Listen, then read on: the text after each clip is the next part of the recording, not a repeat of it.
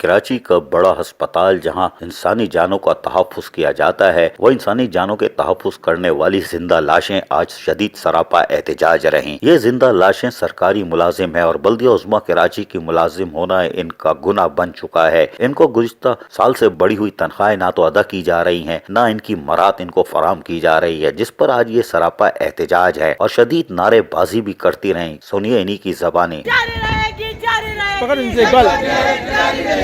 ظلم کے ضابطے ہم نہیں مانتے، ظلم کے ضابطے ہم نہیں مانتے۔ جبکہ یہ کیا کہہ رہے ہیں اور کہہ رہی ہیں، یہ بھی سن لیجئے۔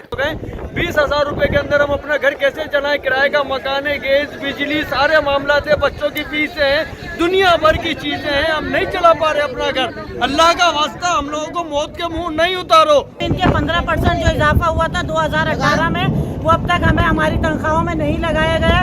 اس کے لیے ہم احتجاج کر رہے ہیں کیونکہ 2020 میں بھی ہم 2018 کی تنخواہوں پہ کام کر رہے ہیں۔ لوگ عباسی میں جو کام کرتے ہیں یہ مظلوم لوگ ہیں۔ میں جب سے آیا ہوں ہر شخص مجھے یہ کہتا رہا کہ برکت بھائی کچھ کریں، ہمارا 15% کا گھر نہیں چل رہا۔ ہمارے صرف 15% نہیں، ابھی تک جو سروس اسٹرکچر کا کام ہے وہ بھی پورا نہیں ہوا۔